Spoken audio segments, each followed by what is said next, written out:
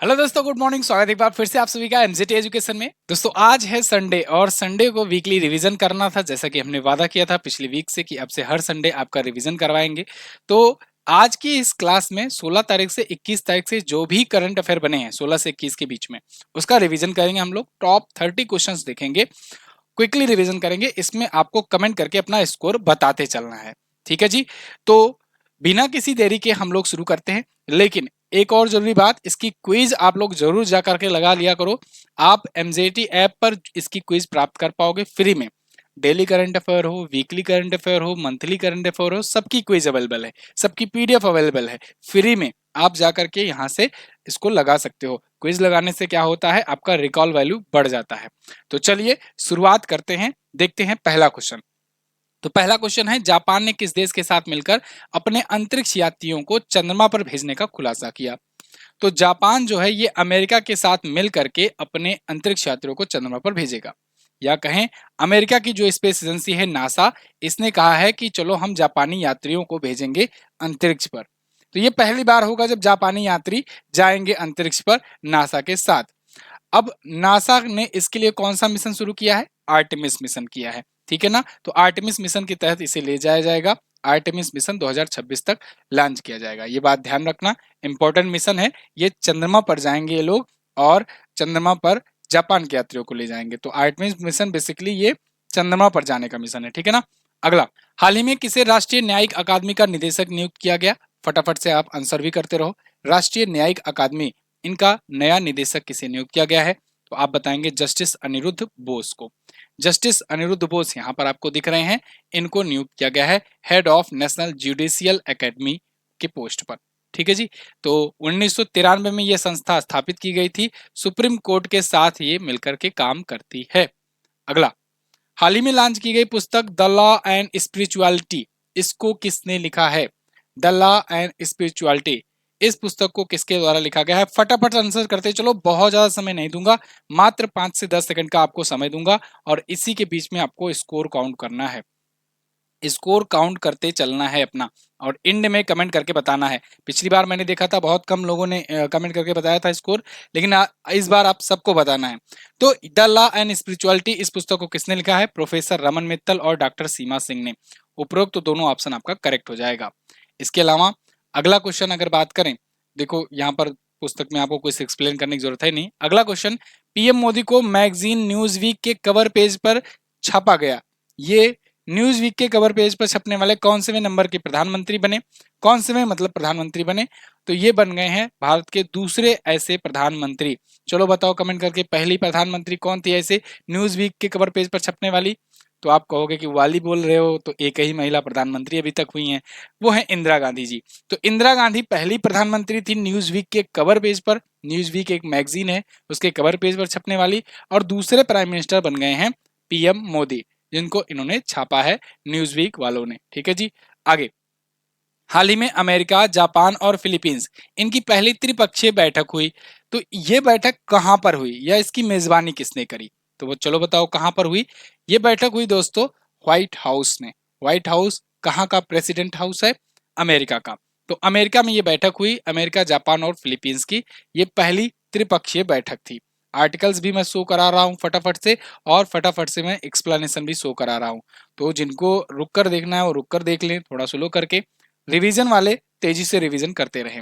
11 अप्रैल को ये मीटिंग हुई और ये जो इधर दक्षिण चीन सागर क्षेत्र है ना, वहां पर जो जापान के खिलाफ और फिलीपींस के खिलाफ जो टेंशन्स उभर रही हैं चाइना को लेकर के, उसको लेकर के ये मीटिंग थी, बैठक थी।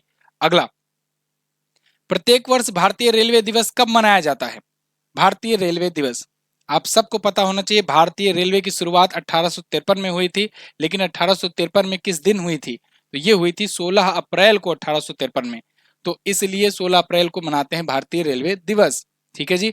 भारतीय रेलवे के बारे में मैंने आपको बहुत सारे फैक्ट्स बताए हैं, कई बार आपके सामने लिख करके भी लाया हुआ हूं, आप यहां से भी देख सकते हो। जैसे भारतीय रेलवे की शुरुआत 1853 में हुई, मुंबई से ठाणे के बीच पहली ट्रेन चली थी, 34 किलोमीटर की दूरी थी। नाम था उसका ब्लैक ब्यूटी, टाइम था लॉर्ड डलहौजी का। और पहली आरपीएफ का अगर बात करें तो गठन किया गया 1872 में।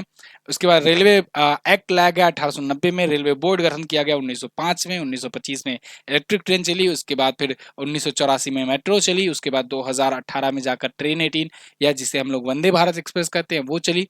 अब आगे चल करके बुलेट ट्रेन की बारी है। आगे हाल ही में किस टीम ने टी20 में सर्वाधिक स्कोर का रिकॉर्ड बनाया? तो दोस्तों सनराइजर्स हैदराबाद जबरदस्त खेल रही है, मतलब लगभग हर दूसरे तीसरे मैच में ये लोग 250 का स्कोर पार कर रहे हैं। अभी आज वाले जब मैं ये वीडियो रिकॉर्ड कर रहा हूँ अभी 12 बज रहे हैं, इस वाले मैच में भी ये लोग 266 बना दिए, 266 या 67 ऐसे बनाए थे। सोचो सनराइजर्स हैदराबाद, और इस बार ये 3 बार 250 पार किए हैं। एक बार 277 बनाए हाईएस्ट एवर, फिर 200 अब 87 बनाए जो इसका भी रिकॉर्ड तोड़ा, और अब देखो 266 बनाए हैं। तो ये तीनों ही पिछले रिकॉर्ड का 263 का हाईएस्ट है, उससे ज्यादा है। तो 277 रनों का रिकॉर्ड जो इनका था इन्होंने खुद ही तोड़ा 287 बना करके 20 ओवर में टी20 में आईपीएल में इन्होंने बनाया, ठीक है ना, आरसीबी के खिलाफ, और सर्वाधिक छक्कों का रिकॉर्ड भी हो गया है। तो ये सब चीजें हैं। आगे बात करते हैं, हैदराबाद के नाम ये रिकॉर्ड है, ध्यान रखना। स्पेस इंडिया ने किसे अपना नया ब्रांड एम्बेसडर बनाया है? स्पेस इंडिया एक कंपनी है, इसरो की मदद करती है, प्राइवेट सेक्टर की है। तो इसने अपना नया ब्रांड एम्बेसडर बनाया है संजना सांघी को।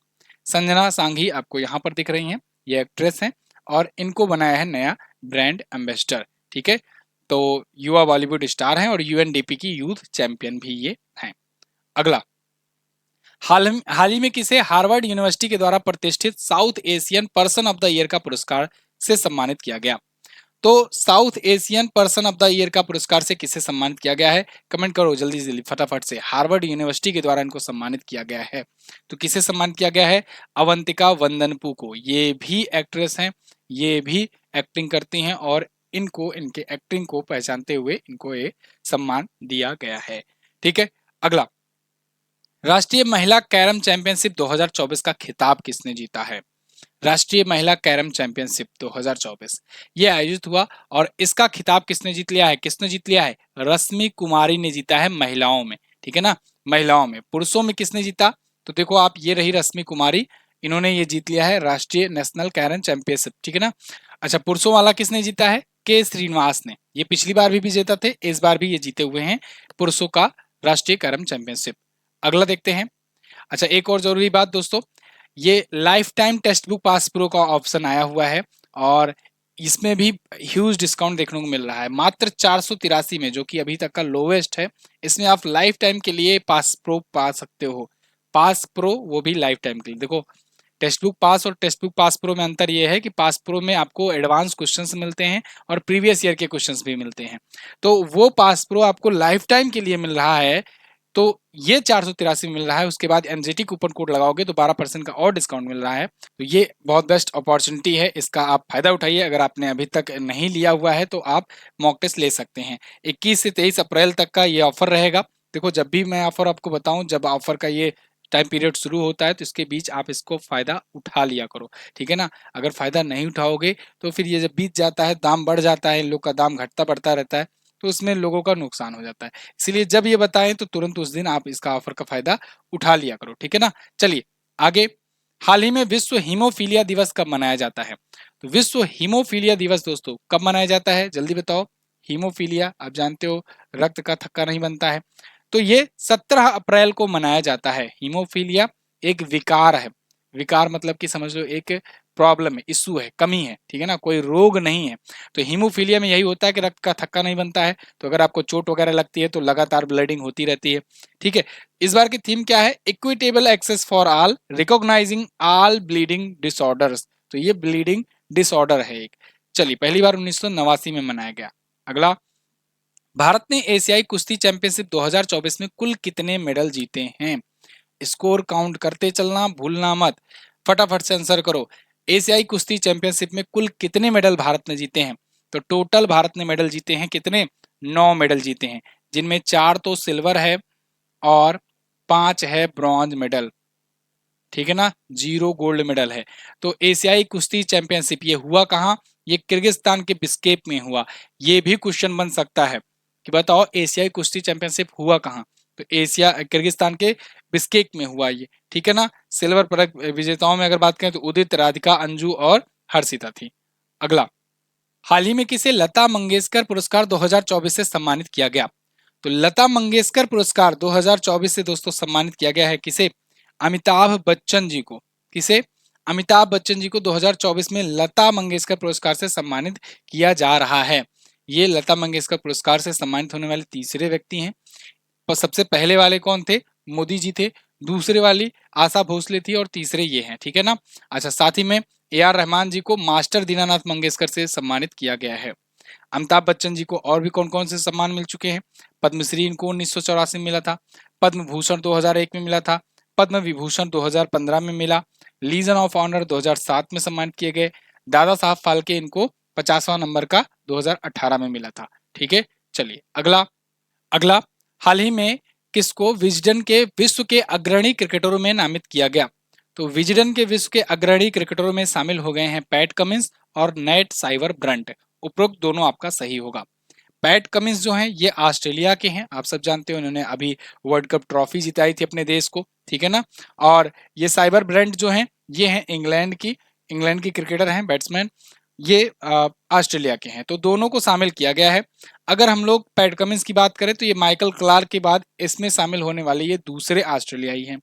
साइबर ब्रंट जो है ये पहली महिला बन गई हैं इंग्लैंड की इस विजडन के विश्व के अग्रणी क्रिकेटरों की लिस्ट में शामिल होने वाली। अगला, एआई महिलाओं के लिए दुनिया की पहली सौंदर्य प्रतियोगिता मिस एआई आयोजित की जाएगी। तो इसमें कितने डॉलर का पुरस्कार निर्धारित किया गया है? जैसे आप सुनते हो ना, miss world, miss universe, miss युवा, मिस अमेरिका, मिस इंडिया, ऐसे ही मिस एआई होगा, मिस आर्टिफिशियल इंटेलिजेंस। तो इसमें किसमें कितना प्राइज मनी रखी गई है? तो 20,000 यूएस डॉलर रखा गया। कितना? 20,000 यूएस डॉलर रखा गया है। अगर आपको समय कम मिल पा रहा है तो आप कमेंट करके बता दीजिएगा, अगली बार में से आपको ज्यादा समय दिया जाएगा। तो मिस एआई कुछ इस प्रकार से होगा और इसमें सभी देश अपने अपने एआई मॉडल को पेश करेंगे पार्टिसिपेट करने के लिए, ठीक है ना। तो 20,000 डॉलर यूएस डॉलर इसका प्राइज मनी होगा। अगला, हाल ही में किस आईआईटी संस्थान ने भारत की पहली मोबाइल मेडिकल डिवाइस कैलिब्रेशन सुविधा शुरू की? किस आईआईटी संस्थान के द्वारा मोबाइल यानी चलता फिरता मेडिकल डिवाइस कैलिब्रेशन सुविधा शुरू किया जा रहा है? तो किसके द्वारा शुरू किया जा रहा है? तो आप बताओगे आईआईटी मद्रास के द्वारा। इसको मैंने आपको समझाया था कि जितने भी हॉस्पिटल्स वगैरह होते हैं उसमें जो डिवाइसेस हैं, मेडिकल इक्विपमेंट है, वो ठीक तरीके से काम कर रहे हैं कि नहीं, जो मानक है, जो स्टैंडर्ड्स है उस पर काम कर रहे हैं कि नहीं, उससे कितना नजदीक काम कर रहे हैं, ये कैलिब्रेशन करने के लिए ये एक चलता फिरता एक इनका बस होगा। वो उस बस में कुछ डिवाइसेस रखे रहेंगे और जा करके उन हॉस्पिटल्स में उपस्थित डिवाइसेस का कैलिब्रेशन करेंगे, मैच कराएंगे कि ये ठीक से काम कर रहे हैं कि नहीं। तो ये कैलिब्रेट करेंगे, ठीक है ना। तो आईआईटी मद्रास ने ऐसा किया है, ये बात ध्यान रखना। अच्छा, एक और जरूरी बात, वीडियो के एंड में मैं आपका सारा रिवीजन पेज जो होता है ना वो सब एक साथ रखा हुआ हूँ, तो वीडियो को एंड तक देखना जिससे रिवीजन पॉइंट्स आपको एक जगह पर मिल जाएं, ठीक है। जैसे आईआईटी आया तो इससे भी रिलेटेड सारी चीजें, दिवस, थीम, नियुक्तियां, जो इस हफ्ते की हुई है जो भी चीजें, वो मैं लास्ट में रखा हुआ हूँ, तो आप लोग उसको लास्ट में रिवाइज करना, ठीक है ना। चलिए, वो बोनस होगा आपका। 2024 के टाइम मैगजीन में दुनिया के 100 सबसे प्रभावशाली लोगों की लिस्ट में किस अभिनेत्री को शामिल किया गया? किस भारतीय अभिनेत्री को शामिल किया गया? तो टाइम मैगजीन ने दुनिया के 100 मोस्ट इन्फ्लुएंसर लोगों की लिस्ट जारी की है। इसमें भारत के आलिया भट्ट शामिल हैं एज ए एक्ट्रेस। इसके अलावा और भी भारतीय शामिल हैं, जैसे साक्षी मलिक वगैरह भी शामिल हैं। तो यहाँ पर आलिया भट्ट एक्ट्रेस के रूप में शामिल हुई हैं। अस्मा खान है, प्रियमवदा नटराजन है, जिगर शाह हैं, अजय बंगा वर्ल्ड बैंक के अध्यक्ष जो हैं ये भी हैं इसमें। तो ये टॉप 100 मोस्ट इन्फ्लुएंशियल पीपल की लिस्ट है 2024 की, टाइम मैगजीन की। अगला, हाल ही में कहां पर भारत की पहली हाइब्रिड पिच की स्थापना की गई? हाइब्रिड पिच मैंने आपको बताया था कि ये प्लास्टिक की घास टाइप की होगी, इसमें टर्फ अच्छा होगा और ये सिलाई के जरिए बनाई जाएगी। तो ये हाइब्रिड पिच जो होगी ये पहली धर्मशाला क्रिकेट स्टेडियम हिमाचल प्रदेश में स्थापित की जा रही है। आईसीसी और बीसीसीआई से मान्यता भी मिल चुकी है, जल्द ही इस पर मैचेस वगैरह भी शुरू हो जाएंगे, ठीक है ना। तो ये आईसीसी के द्वारा अप्रूव है और दुनिया भर के बहुत सारे देश इसको यूज भी कर रहे हैं। सिलाई हुई पिचे भी इसे कहते हैं। अगला, केंद्र सरकार के हरित ऋण कार्यक्रम यानी कि ग्रीन क्रेडिट प्रोग्राम, इसके जरिए कार्यान्वयन में कौन सा राज्य अग्रणी है? तो देखो, केंद्र सरकार का जो ये ग्रीन क्रेडिट प्रोग्राम आया था, इसको सही तरीके से लागू करने में सबसे आगे रहा है मध्य प्रदेश। ये क्या था? ये बेसिकली प्लांटेशन के लिए था, पौधरोपण के लिए था। तो ज्यादा से ज्यादा पौधरोपण इस योजना के तहत, इस प्रोग्राम के तहत किसने किया? मध्य प्रदेश ने किया। टॉप 10 राज्यों में, ये 10 राज्यों में किया गया था। तो इसमें सेकंड पर तेलंगाना रहा, थर्ड पर छत्तीसगढ़, चौथे पर गुजरात, पांचवे पर असम रहा था, टॉप पर मध्य प्रदेश रहा था। ठीक है, अगला, यूएनएफपीए रिपोर्ट के अनुसार अगले कितने वर्षों में भारत की जनसंख्या दोगुनी हो जाएगी? तो देखो, यूएनएफपीए का एक रिपोर्ट आया है, इसमें बताया गया कि भारत की पॉपुलेशन अब 144 करोड़ हो गई है। ठीक है ना, पिछली साल इन्होंने बताया था 142 करोड़, इस बार कह रहे हैं 144 करोड़। 2011 की जनसंख्या जनगणना में हम लोग पाए थे 121 करोड़ भारत की आबादी। अभी उसके बाद वाला भारत की तरफ से जारी नहीं किया गया है जनगणना। 77 वर्ष जो है, ये एक ऐसा 77 साल एक ऐसा गैप है, इसके बाद भारत की जनसंख्या जस्ट डबल हो जाएगी, यानी 144 करोड़ है अभी, ये हो जाएगी 288 करोड़। ये कहा है किसने? यूएनएफपीए ने। यूएनएफपीए यानी कि यूनाइटेड नेशन पॉपुलेशन फंड, इसके द्वारा ये विश्व जनसंख्या स्थिति रिपोर्ट जारी की गई है। इसमें चाइना को दूसरे स्थान बताया गया है 142.5 करोड़ की जनसंख्या के साथ। अच्छा, दो चीज बहुत इंपॉर्टेंट इसमें बताई गई है। ये भारत में पुरुषों की जीवन प्रत्याशा 71 वर्ष है और महिलाओं के लिए 74 वर्ष है। ये जीवन प्रत्याशा ये है कि ऑन एन एवरेज कितना जीते हैं यहाँ पर लोग। अगला, किस देश ने विश्व का पहला मेनिनजाइटिस वैक्सीन लॉन्च किया? विश्व का पहला मेनिनजाइटिस वैक्सीन। तो मेनिनजाइटिस एक बीमारी है, रोग है जो अफ्रीका देशों में फैलते हैं। तो इसको नाइजीरिया ने इस पे एक वैक्सीन लॉन्च की है, जो कि दुनिया में पहली है। तो ये मेनिनजाइटिस से बचने के लिए है और मेन 5 टीका पेश किया है, नाम इसका मेन 5 है। तो 5 साल से कम उम्र के बच्चों में ये टीकाकरण किया जाएगा, वैक्सीनेशन किया जाएगा, जिसका उन्हें लाभ होगा इस रोग से बचने के लिए। नाइजीरिया की राजधानी बात करें तो अबूजा है, मुद्रा इसकी नायरा है, राष्ट्रपति बोला तिनुबू है। अगला, विश्व लीवर दिवस कब मनाया जाता है? वर्ल्ड लीवर डे, विश्व यकृत दिवस। तो ये मनाया जाता है कब? प्रत्येक वर्ष मनाया जाता है किस दिन? ये मनाया जाता है दोस्तों 19 अप्रैल को। लीवर के प्रति अवेयरनेस फैलाने के लिए, लीवर को स्वस्थ रखने के लिए, लीवर को हेल्दी रखने के लिए ये मनाया जाता है। लेकिन इस बार की थीम क्या है? Keep your liver healthy and disease free. ये थीम है, थीम याद रखना, थीम इंपॉर्टेंट है। ठीक है ना, यकृत जो होता है, लीवर जो होता है, ये अपने दिमाग के बाद, मस्तिष्क के बाद दूसरा सबसे जटिल और सबसे बड़ा अंग माना जाता है। अगला, हाल ही में भारत और किस देश की सेना प्रमुखों ने हाईटेक आईटी लैब का उद्घाटन किया है? तो देखो, ये कुछ क्वेश्चन जो हैं वो कल ही आपको पढ़ाया गया था इनमें से। तो भारत और उज्बेकिस्तान की सेनाओं के बीच में, सेना प्रमुखों के बीच में अभी एक हाईटेक आईटी लैब, एक बैठक हुई और उसमें हाईटेक आईटी लैब का स्थापना किया गया। एक्चुअली में अभी भारत और उज्बेकिस्तान के बीच में अभी युद्धाभ्यास हुआ है दस्तलीग नाम से। उसी युद्धाभ्यास के दौरान भारत के जो सेना प्रमुख हैं, थल सेना प्रमुख हैं मनोज पांडे जी, ये गए थे यहाँ पर, बैठक किए और उनके वहां पर इन्होंने स्थापित किया एक हाई टेक्निक का आईटी प्रयोगशाला, आईटी लैब। ठीक है, उज्बेक सशस्त्र बल अकादमी में। चलिए अगला, भारत के नए नौसेना के अध्यक्ष कौन बने? तो भारतीय नौसेना के नए अध्यक्ष कौन बन गए हैं? ये बन गए हैं दोस्तों कौन? दिनेश कुमार त्रिपाठी, ये नियुक्त कर दिए गए हैं। ये अपना पदभार ग्रहण करेंगे 30 अप्रैल से।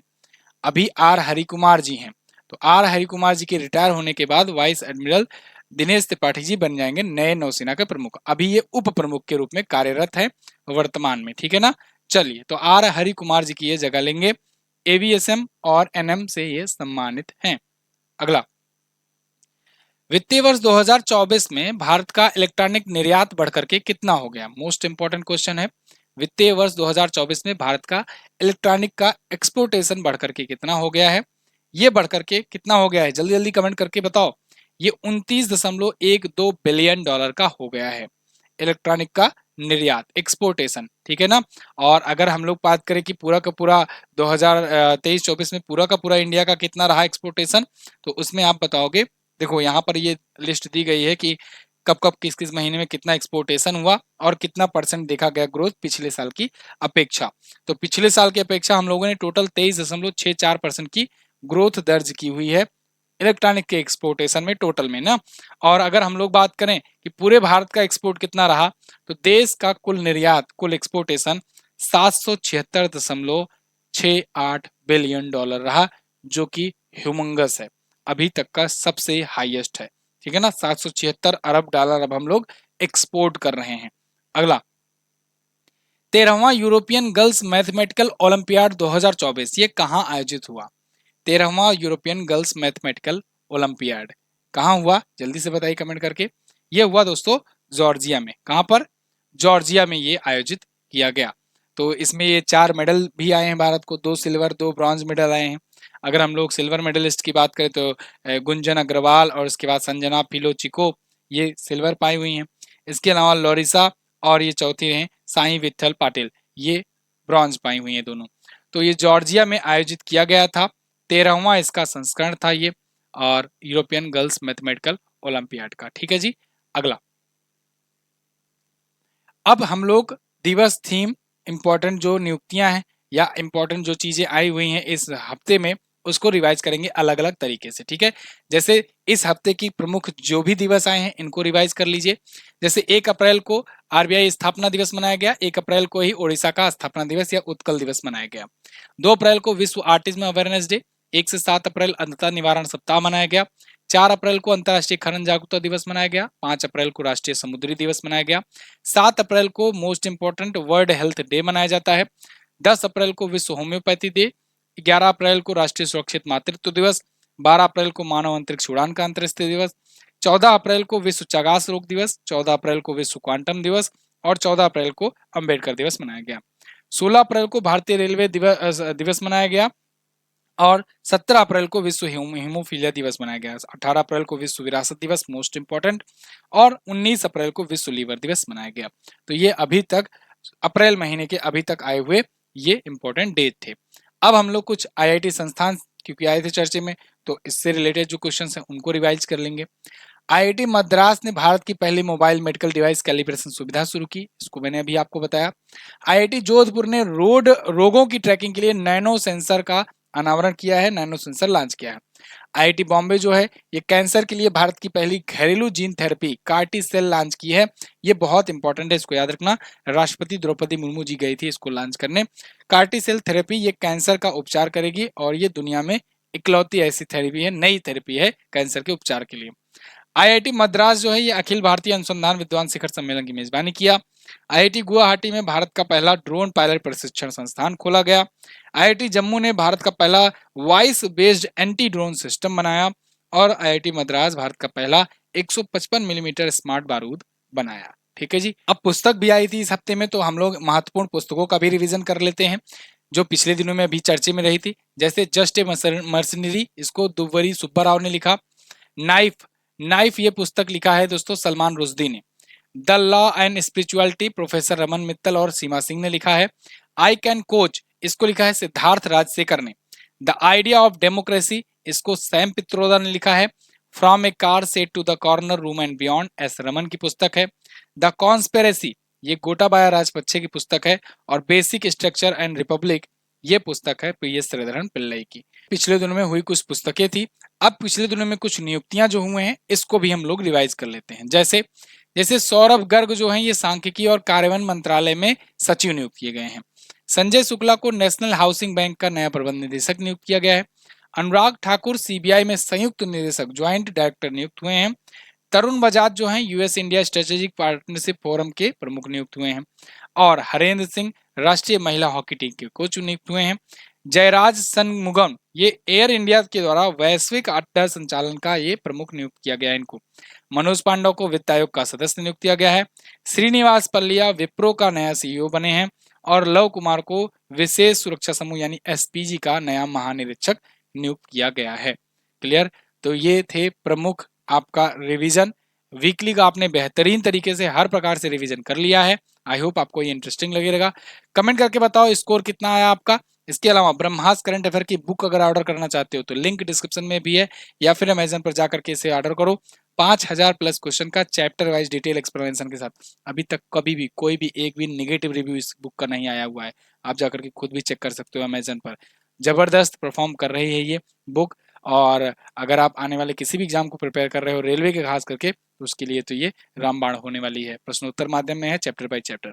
रेलवे एग्जाम के लिए यहाँ पर एएलपी और टेक्नीशियन का दोस्तों प्रैक्टिस सेट भी आपके लिए अवेलेबल है, ये भी पुस्तक है, इसको भी आप ऑर्डर कर सकते हो। बाकी टेलीग्राम ग्रुप ज्वाइन कीजिए, इस पर पीडीएफ आपको मिलेगी। मैं मिलूंगा आपसे कल की वीडियो में, तब तक के लिए खुश रहिए, मुस्कुराते रहिए, अपने दिन की शुरुआत कीजिए। नमस्कार, जय हिंद, वंदे मातरम।